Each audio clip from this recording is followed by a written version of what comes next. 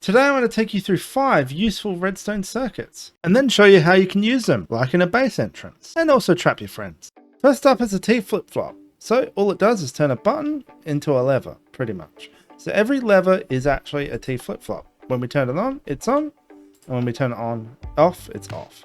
With a button, it's on, but then it releases itself. So we have 2 examples here. We have a dropper style, and then we have a piston version. Now you might be asking, why do we need this when we could just use a lever? So over here at our base as an example, we have a lever. If we release it, we can open the door, and of course, when we press it again, we can close it. But the problem comes in when we're inside. We can't press the lever from over here and lock the door behind us.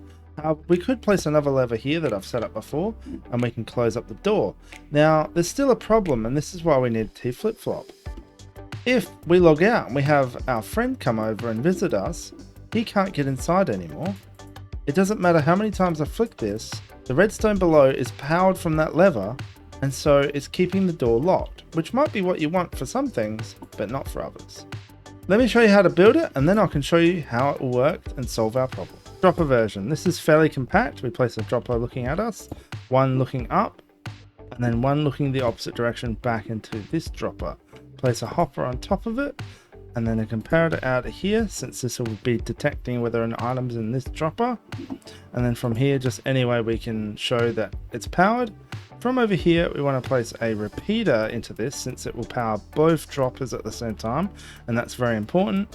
And a block here, and then any kind of button. Right, we need to place an item inside. We'll turn on and turn off.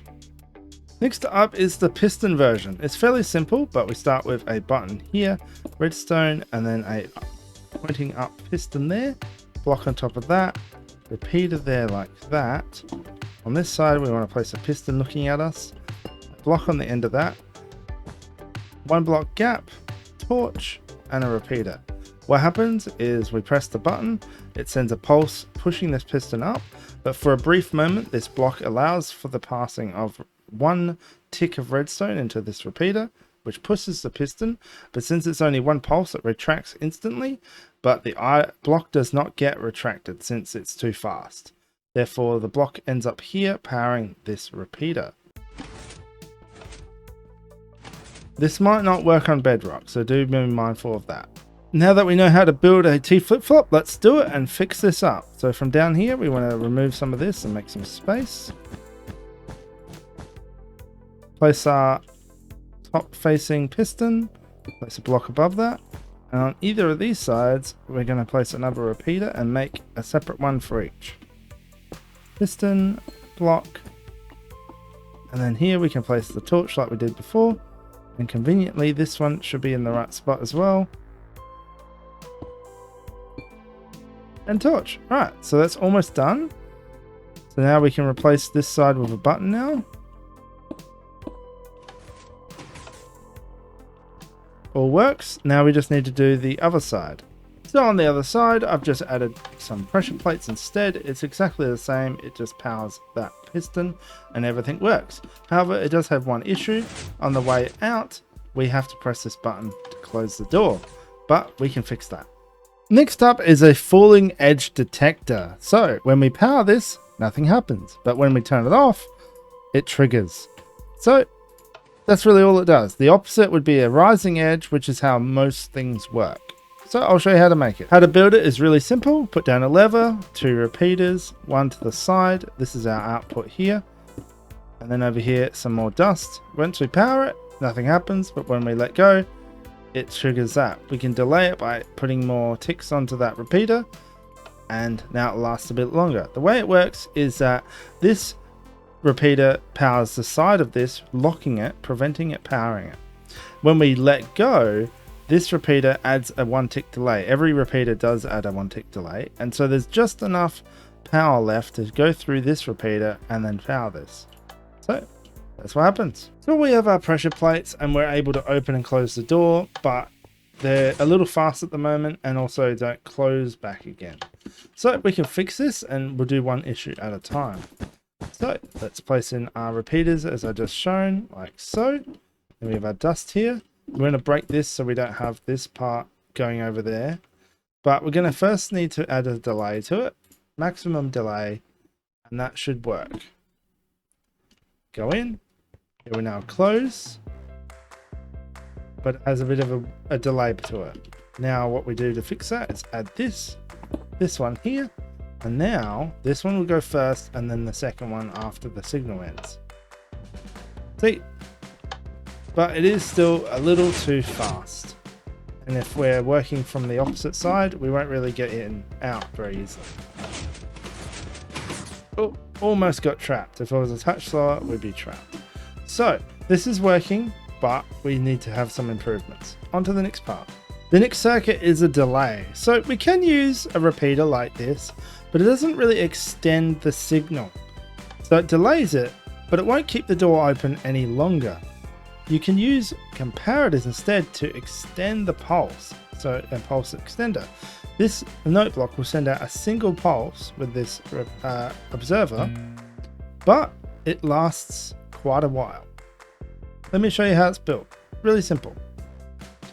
We have a button here, and then we just have two redstone dust, comparator, and then a comparator on the opposite side, and two more dust, and you're done. We've got our output. The more comparators you add, the longer the delay. However, there is a issue if you add too many. I wonder if I can get it to do it with this many. You can see it's chasing each other, and we don't want that. An easy way to solve that issue is just to cut it in like this, and that will solve that issue. And it will last quite a while. So now we can add that to our build.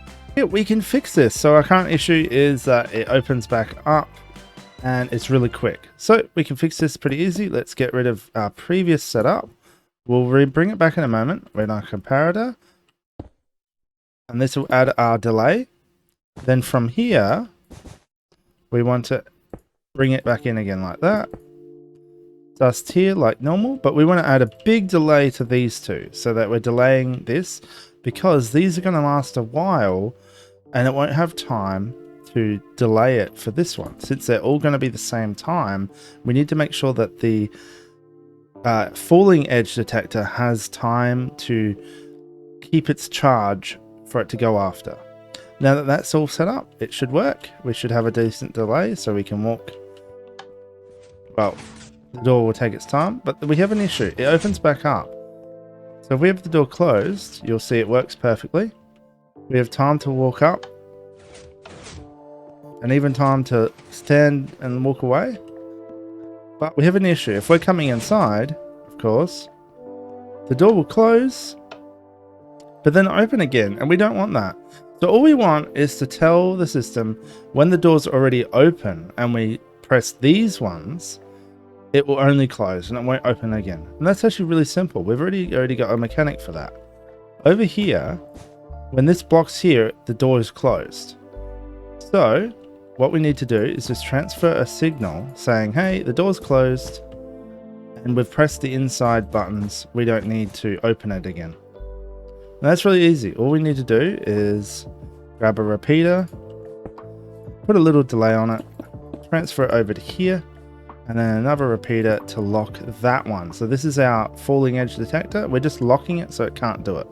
Now we don't want this signal to cross, so all we need to do is come back around this side and just add a repeater here. And that's all fine. Now we can take away this repeater if we want to not have that delay there, and now it should work. Door should close and not open again. And we have the door closed. So that's normal. Should stay closed. But then if we're heading on the way out, leaving our base, it will close again for us. Alright, all done. Now, let's add a trap for if someone follows us in and we don't want them in. So the next circuit is a pulse divider. So a divider or a counter if it's easier to understand, but we can have, for example, 3 blocks in here. We press it 3 times, sending 3 inputs, and then we get a power output. So this allows us to count. So we can count how many times something occurs.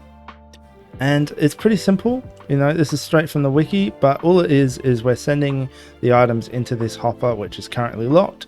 Once this one is completely full and this one is empty, it allows this item to shift, which is powering this. So this is how you build it. We just come over here, we place down our main entry point, our block with a button on it, a dropper facing this way, and a hopper facing into that. Two comparators comparing each one, a temporary block, hopper pointing into that, break that temporary block. We have a basic hopper clock. We'll place an item inside there that's going to bounce between the two. From here, a comparator there, two blocks like that. This is our output for the time being. We can just have our light. From here, another dust there, and a torch there. We will fill this item up with 3 items, and now everything will reset. Now we can press our input 3 times, and we'll get our power output. Everything gets transferred back, 3 in there, and you could have any amount in there. I'm not going to increase it. But there is a way to reset this. If we place a block here, and then another input, say like that. Let's say we triggered this twice, but now we don't want the output to happen this time. We press this button and it will shift everything back over properly. So let's get this working to set up a trap. So once we enter our base, we want to go in, run over our pressure plates, and the doors close. Now if someone else is following us or comes in after, I want the door to open, and then as they walk in, the floor falls through. So that is the goal. Now there's an obvious problem. We have a lot of circuitry here, so we need to move all this, and so I'm going to have to undo a lot of our work to only redo it later, as well as I'm going to have to add a whole bunch of pistons here, so there's a lot more work that needs to be done here. I want to quickly add that yes, everything here could be done more compactly and more neatly, but I'm just here to teach you how this is done, and in the end, just get something working and then you can make improvements upon it. Don't try and make it as compact as possible when you're first working out how to get something to work. You're just going to make it much harder on yourself. And additionally, if the smaller it is, the harder it is to make modifications and changes to it. As well as, unless you have a specific size in mind for something, it doesn't matter how big it is as long as it works. The floor's in place, we've got all the stone here, and then the target blocks, so that is my way of powering it, so we just interact with like that. Over this side I had to make a bit of a modification. This used to be, you know, up here like this, and then had the redstone like that, but we've had to bring it down and then place a block there so that these lines don't cross. That's okay. So all I need to do is really invert this, but before we do that I need to make the pit, because we need to know what space I'm working with. Okay, our pit is done. I made it a little decorative, just a little bit of redstone showing up, and everything is still working. The only issue is that we can no longer power this from the other side, and we're going to have to move our circuitry out here, but I should be able to get it to work. Okay, our door is all set up, so here is the circuit. We've just turned it around this way, so instead it's just going this way. We have this circuit that controls that side, controls the door, and we have the adjustment over here to prevent the door from reclosing. However, I have noticed a problem. So I've started to set up the counter over here, but if we press this, you'll see it will power on. Give it a moment. There you go. That shouldn't happen. So I realized the issue. It's this over here. We need to replace this with a repeater so it can't go backwards. This should fix it. So we now can open the door, get access to our house, close the door with the pistons. They should only close once. All good. Now the second person comes through. Our uninvited guest steps through, and the floor's already gone. So it's a lot too quick, but that's why I added the delay here. We need to actually make another falling edge detector, most likely, to give it some time, or a long delay of repeaters. So I added enough delay. We've got 1, 2, 3 repeaters on a long delay, and that's enough time for this to pop open. However, there's another issue. If you see, this has popped out. Watch this. That's how we want it, right? That's happy. But then it's lower, and then the other one doesn't remove, and I'm not even sure what is going on. Everything is working now. It was just a weird issue where there was a block here with redstone like that, and it was actually causing this piston to malfunction and not work. And I don't know why it didn't was affecting the other side, but things just happened. Alright, but this is all working now. We can go in, close the door behind us. Our friend follows us behind us, and they get caught. Maybe a little too fast, I'm not sure. But it's working. Alright, let's move on to the final thing. Our final circuit is like a dump chest, delayed emptier. I don't know what to call it, but pretty much once you put some items in this chest and nothing happens. However, if you put 2 stacks in this chest, it shifts and starts to empty out, putting them into another item. This is a great way to put some, like a shop, or if you've got a sorting system, you might want to not overly fill it before. You want to fill up a certain amount before you empty it, maybe even a farm. Yeah, I'll show you how to build it. Put some wheat, put that up to level 2. Now when we fill the items in, 1 stack, nothing.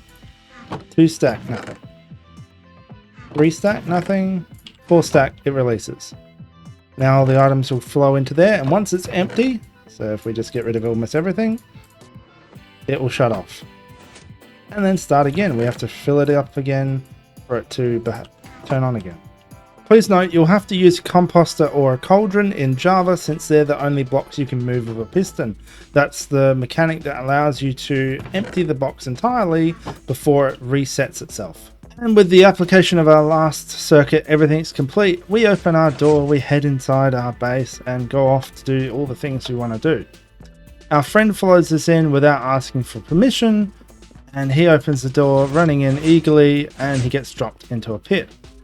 He finds a sign called Gift of Freedom, 5 of anything, and he just happens to be holding diamonds. He pops 5 items into the urn. The door opens up. He can step through, climb back through, and gets into the rest of our base. Like so. The door closes up. Maybe we should add a way for that to happen, but let's not worry about that right now. Now, later on, let's say you come back at some point, and you do want to let your friend into the base. You've closed the door, and you don't want to set the trap off for him. You press this button, and that resets the trap. Our friend comes in, opens the door, is impressed by your pistons, and he doesn't get dropped into the pit anymore.